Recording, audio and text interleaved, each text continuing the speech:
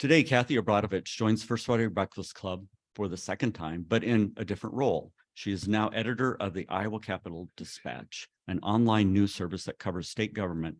Kathie's been covering,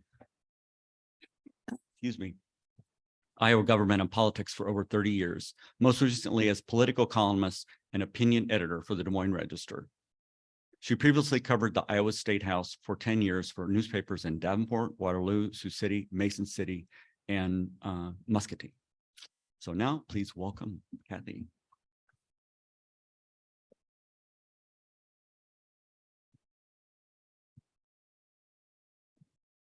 Good morning. It is a very good morning because, as we just heard, the Iowa legislature has finally adjourned. It's been a really long legislative session, I have to tell you, and not just because they went a week over time. Just the subject matter of the bills being done this year were trying, and we saw a lot of emotional testimony of people coming up and pleading with lawmakers not to do some of the things that they ended up doing. And so what I will do this morning is, I want to keep my remarks pretty short because my really great experience with this group last time I spoke was that you all had excellent questions. And for me, it's a lot more interesting to answer your questions than to listen to myself drone on. So I'm going to leave plenty of time for questions. I wanted to tell you a little bit about Iowa Capital Dispatch. And also thank you to Jim Flansburgh for inviting me. Jim and I worked together back in the late 80s at the Quad City Times. And he told me that he was going to tell a story. So Jim, I'm going to just go ahead and tell it. Maybe not the way you would, but so we both worked with a excellent reporter named Sherry Bustos, who later went on to become a congresswoman from Illinois. And Jim said he talked to Sherry not too long ago, and Sherry told him that I thought that Jim was cute back then. So I don't doubt it. He is cute, right? Have no memory of that, but if Sherry said it, I have no doubt. Sherry is kind of an instigator. She would probably be like, "Hey, Kathie, don't you think Jim is cute? No, really, don't you think he's cute? Don't you think he's cute? Oh, okay. Hey, Jim, Kathie thinks you're cute." That was her style. So anyway, yeah, good. Well, he's feverish, probably. I hope you feel better, Jim. So yeah, I've had a really long history. I started when I was 12, of course, but long history covering Iowa politics and government. And I've never seen a legislative session like this. It is, they've had a Republican trifecta at the State House for 6 years, I think. And this is very much the most aggressive session yet in terms of culture war type legislation. So the things that they ended up doing, there were, excuse me, and I'm not used to speaking to anyone this early. You have most of what they did that was sort of under the parental rights rubric was pretty punitive toward LGBTQ kids. What they ended up passing, some of it was watered down before it went to the governor's desk. So, for example, there was legislation targeted at the Linn-Mar schools gender affirmation policy, which caused a stir during the campaign. Both the governor and Congresswoman Ashley Hinson spoke out against this policy, which would have allowed, which did allow, especially trans students to, work on changing their pronouns and having a gender affirming plan without necessarily telling their parents. Okay. So that stirred up a group called the Moms for Liberty, which is a national organization. And they were already active on trying to get certain books out of school libraries. So they threw their political power behind that, behind the trans student gender affirmation issue as well.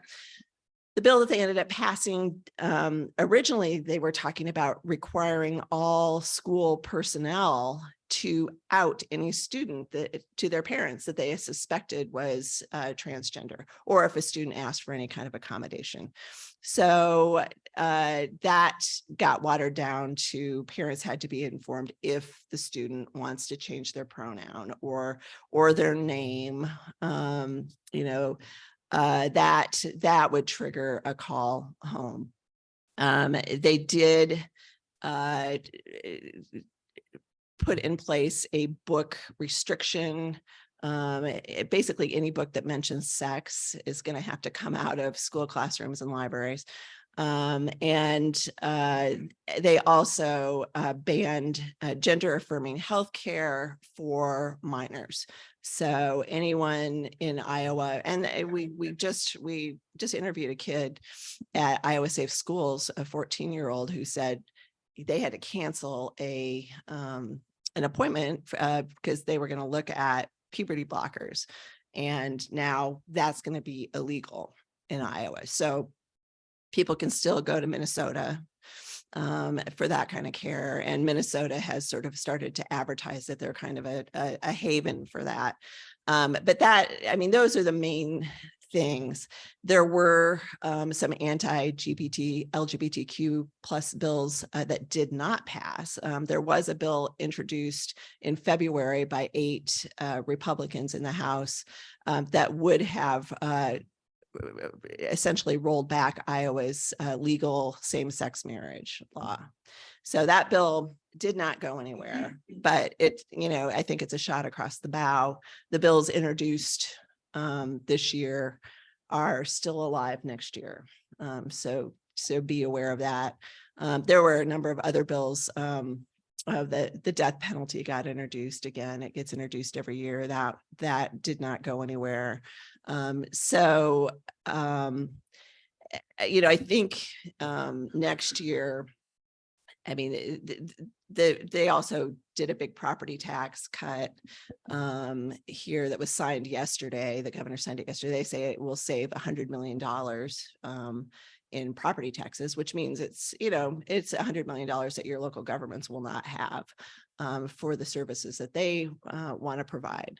So that, but property taxes are really popular, and everybody just saw their assessments go way up. And so this was politically the most opportune time for them to do that bill. I think we're going to see next year I think we'll see less of a focus on culture war stuff and more of a focus on cutting property taxes again next year. The governor did a major state government reorg this year. They went from 37, I think it was, executive agencies down to 16. And that could cause significant upheaval in state government. So I think next year they're going to be probably working on fixing the legislation. The last bill they did, the standings bill, is usually kind of a Christmas tree of all the bills that didn't get passed the year or earlier in the year. This year, it was a Christmas tree of fixes to the reorg bill because they rushed it through. No amendments were allowed. And so they used the standings bill this year to try to push through fixes of that. So I'm going to pause here. Well, let me tell you one more thing about Capital Dispatch. So we're not for profit, as you heard. We've been in existence for 3 years. We're part of a national not-for-profit organization called States Newsroom. States Newsroom is now in 34 states. We are growing and will be in 40 states by mid-2024. not in Honolulu, unfortunately. The other 10 states were partnering with strong not-for-profit news organizations. We are in Alaska, however, talking about whether we'll go to Puerto Rico. But our newest outlet is in Washington State that just opened last week. So that is it's a growing organization. We are also growing here at the Iowa level. And we've got a fundraiser going in order to help raise money to add a staff person. We're adding somebody who will be covering higher education. We chose that beat because we believe higher education is at a crossroads in Iowa. We're at the Regents universities, and we're seeing declining state support for the public universities, also declining enrollment. We've got a bunch of private colleges around the state that may be struggling financially. We just saw the closure of Iowa Wesleyan in Mount Pleasant, for example. And there's also, the state putting a lot of money into workforce programs, including at the community colleges, and nobody really is looking at whether those are working or not. Iowa has a severe workforce shortage, and higher education and the health of higher education plays into that. So we got a grant through Report for America, which is a national service organization. They're going to pay half the salary the first year. Their share goes down in coming years, but if you are at all interested in that, interested in donating, or interested in subscribing, you can go to iowacapitoldispatch.com. There's a donate button. If you have to kind of scroll up to see it, but there's a donate button at the top of the screen. There's also a subscribe button. If you subscribe, what you get is a free email subscription. We send it out 6 days a week. It just tells you everything that's on our site that's covering. So that is completely free. We also provide our coverage free to other news organizations. That's part of our mission. So sometimes you'll see, I know there's a story right now from Iowa Capital Dispatch that the Des Moines Register picked up, for example. They usually pick up 2 or 3 stories a week. But especially important for small town news organizations, newspapers in particular, that are struggling. This gives them an opportunity to have state news coverage that they've never had an opportunity to have before, and also helps free up some of their staff to do what they do best, which is cover their local communities. So we're trying to be part of the solution to the decline of newspapers, not just, continuing with the problem. So with that, yes, right over here. So the roads are still terrible. We have some of the worst bridges in the nation. Our waters are toxic. Is that addressed at all, or are they just going to stand by and take credit from the Biden administration? Money starts pouring. Yeah. So the question, I'm going to repeat the question for our folks who are online. The roads are still terrible. The bridges are terrible. The water quality is terrible. Did the legislature do anything about any of that? And the answer is no. And you're right that they're looking to federal money for that.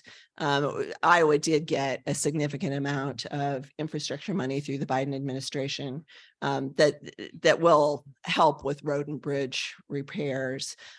They are not doing anything about water quality. In fact, they're going the wrong direction. The bill that was passed at the end of session actually eliminates a water monitoring program at the University of Iowa that was giving us real data about the status of Iowa's water quality.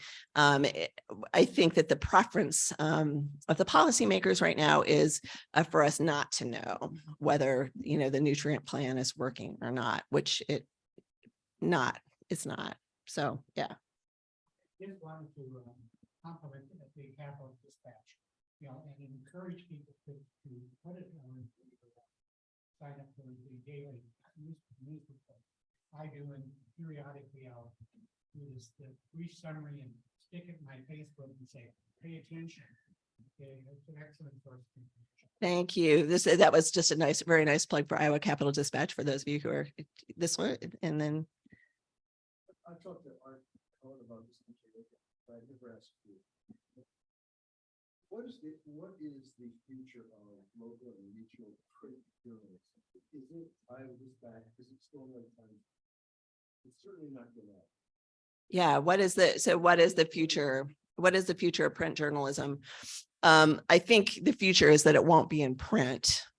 If you like to read the physical newspaper, I think that's going to get harder and harder. My former company, before I worked for Gannett, Lee Enterprises, just announced that except for their top 20 newspapers, presumably that means by circulation, that they are going to go to only 3 days a week print publication.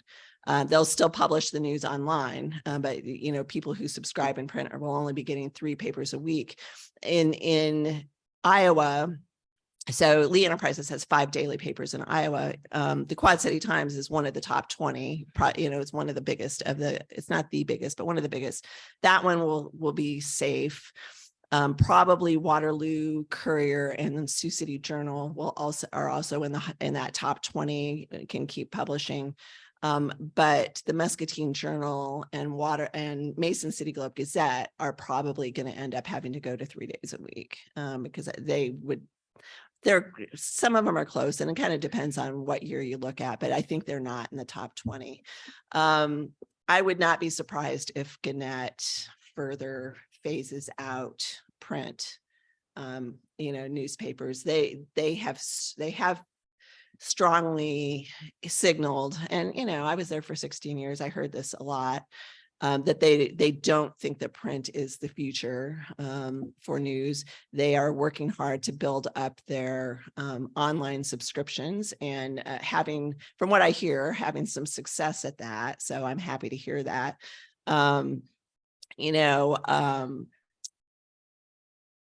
People need to start understanding that news is not free, that it takes a significant amount of investment to actually send reporters out to cover stories and to have a quality product. With something like our outlet where we are giving away our news for free. I don't want to think that we're part of the problem there. We do give our stories to those news outlets as well, so they recoup some of that readership that way. But it is something that people are going to have to decide that they value. When you're looking at your online news feed, making sure that you're clicking on stories that are from real news organizations and not just from, any person.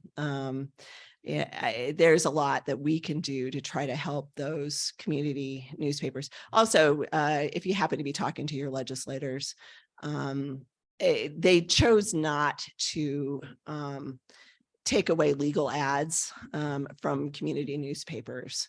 That bill didn't get through. That would have killed probably 100 newspapers in Iowa. So they didn't do that. That bill again is still alive for next year. They did water it down before they failed to pass it. But that is something that, actually, maybe they did pass it. It hasn't been signed, but that bill they didn't take away legal ads. They watered it down significantly, even if it did pass, which I'm not sure. But that those things are important. Community newspapers are important to communities. They really they're important to taxpayers because the cost of government actually goes up in news deserts.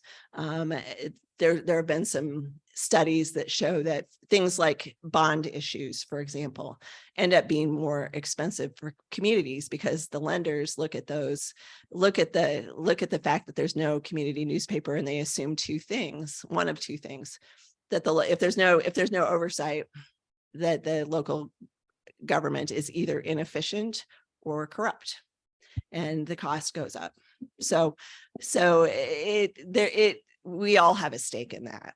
So I really do encourage you, even if you don't feel like you would get, subscribing to a Des Moines Register, yeah, there are competitors in some ways, but it's important to the community.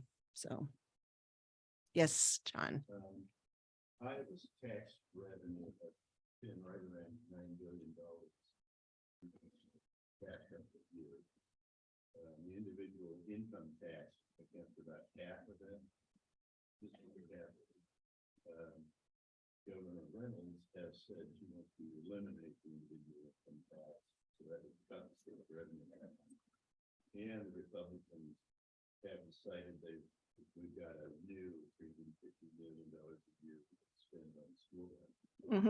So have you talked to any Republicans who have said anything about where they think the money is going to come from? And what our finances are going to look like? So the question is, if lawmakers go through with eliminating the state income tax, which is, correctly stated about half the state's revenue, how are they going to pay for things? Well, at this point, a lot of what you hear at the State House is that they assume that cutting taxes does not cut revenue. That's built into their assumption. If you cut taxes, you're going to get so much economic growth that you're just going to have that is not a surprise. That's kind of that's a party philosophy, right? Cutting taxes leads to economic growth over time. So, and if you don't see it right away, it just means that you're still spending too much. So that's they're not talking about where we're going to get more revenue. However, so there was discussion yesterday at the bill signing for the property tax bill about how do you find other revenue streams for local governments beyond property taxes. So that tells me that they're looking at that. Secondly, there's been, if you look at states that don't have income taxes, what they do have, right? High sales taxes, right? So those sales taxes, of course, are regressive, which means that, poor people pay more of their income for those taxes as a percentage. So, you're looking at and there's a lot. If you look at Iowa's tax code, it is full of sales tax exemptions. Farmers don't pay. There's a lot of sales tax exemptions as well. But there's also a lot of income tax exemptions. When Iowa went to what they called a flat tax, which was really a flat rate tax. It's not a flat tax because not everybody pays the same rate because there's so many exemptions still in the code. Whenever a reporter sends me a story that says Iowa, created a flat income tax, I change it because it's not a flat tax because we still have all of these exemptions. So it's a flat rate tax. So there's probably at least $400 million a year if they closed all those exemptions that they could get. So there are things that they can do, but I would be wary of the expanded sales tax. The state of Iowa does not have, right now, most sales tax money goes to the local communities. So you're going to cause situations on the borders. I spent time in Davenport, for example, where everybody, drives across the river to buy their next car because of the sales tax issues that's going to happen all along the borders. And so that's going to be a more difficult discussion. Plus, Republicans are, sure that they can do this without raising taxes. So we'll see. But excellent question. Yes. So subscriber Iowa Capital Dispatch, so secondary, the bifurcation of news or the inability for there to be a common agreement on facts in news. I see it getting worse before it gets better with journalism and other things going down. Can you comment? Yeah. Yeah, long and windy, I can sure do. So the question is about the inability to agree on a common set of facts. I think it's one of the biggest challenges facing our country. It's certainly one of the biggest challenges facing news organizations. The solution is really up to every one of us. There's not much that can be done by, news organizations can certainly listen to people and listen better than we do, and listen to people about why they don't trust the media. But I think that I've thought that, just going back to Rush Limbaugh, that people have been indoctrinated not to trust what we would call mainstream media, essentially because it was great marketing, for conservative partisan media. And it continues to be great marketing. I don't know what, if any, effect will come from the Old Dominion and other lawsuits against Fox. The loss of Tucker Carlson. Where does he go next? Is there going to be another organization that comes up and tries to fill the gap there? But when I talked about news media, actually going out and covering the news, this is something that cable news stations have been doing less and less of. Cable news stations over time have become more and more about talking head opinion, and less about actually going out and covering the news. And that is, it's concerning to me, because you just have less investment in reporters on the ground, but also it's a lot cheaper to have a bunch of talking heads opining and spinning and speculating than it is to actually go out and get the facts. That's the expensive part. Yes, sir. How are TV and radio news journalism doing? Are they grabbing a larger share of news market? So I don't think I can answer that. I'm not an expert on what print and or what broadcast and television are doing. I do see some of the same issues. You've got right now kind of an exodus from WHO TV here in town. I hear from reporters there that and also anchor staff that that TV contracts now are not really contracts. They're basically just non-compete clauses for employees. You don't really have any job security there. So I think that there are challenges across the industry. But, as we head into yet another election year, broadcast will be doing great in election years. So, yeah, yes. Welcome back. Thank you.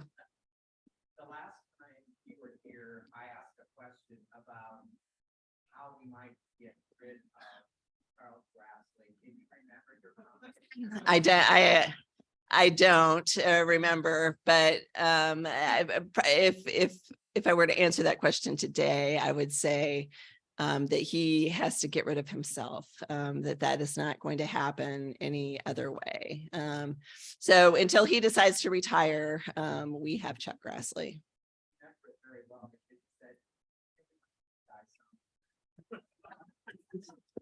Wow.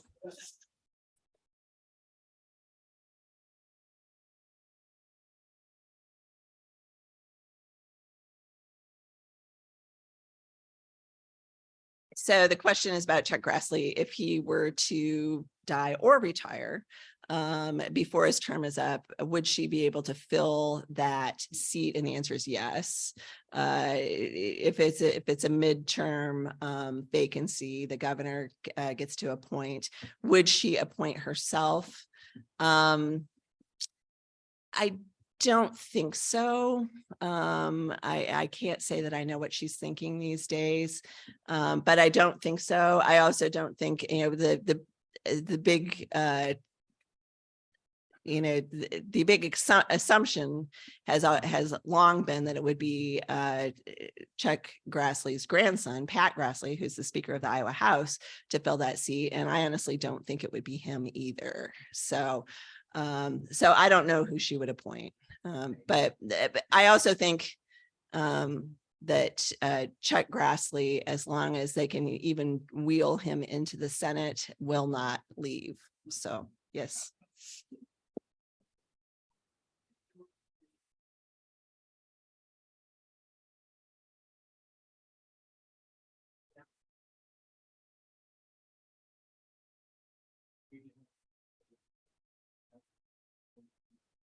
Yeah, so the question's about how big is the Iowa Capitol Dispatch, and are we filling the gap for the decline of print media?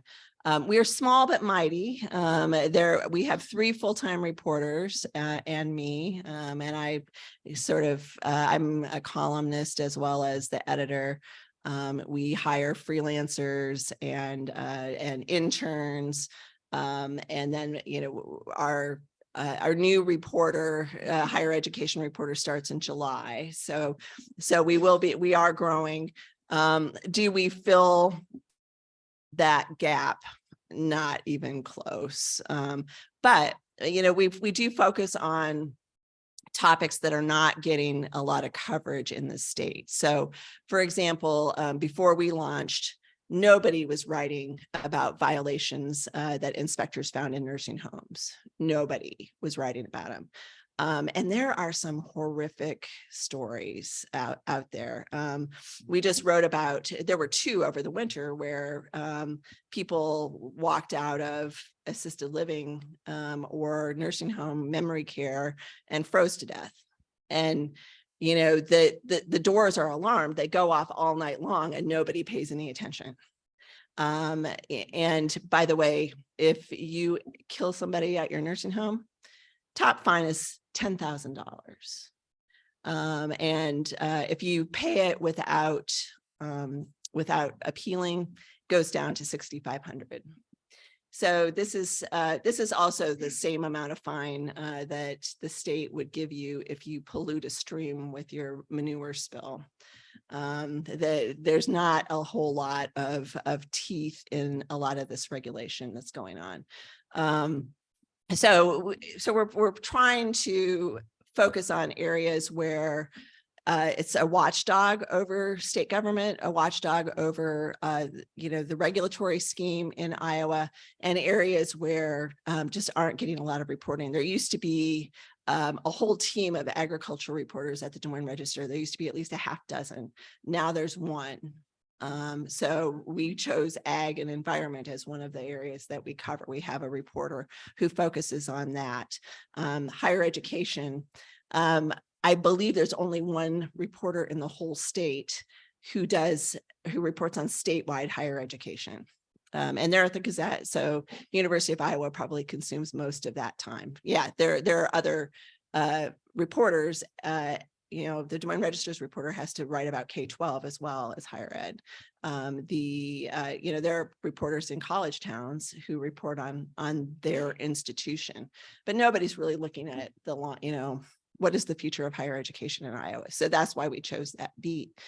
So yeah, we're filling gaps here and there, but we're definitely not making up for the erosion of staff, especially at print newspapers. So that's a bigger hole than we have. Difficult. So on that topic of education, you mentioned it several times, and of course, this organization loves education. So great topic. My seeking comment part is, so as Iowa gets dumber, Republicans get stronger. Are they aware of that? And still education, or speak to that cynical. So the question was, as Iowans get dumber through lack of opportunity and access to education, Republicans get stronger, and are they aware of that? And I would say, here's the way they look at it, and I know this because this is what they say, is that they believe that public schools are indoctrinating kids and making them liberal or socialist or what have you. And so That is why we're seeing, restrictions on things like teaching about race, restrictions on, any sort of discussion about gender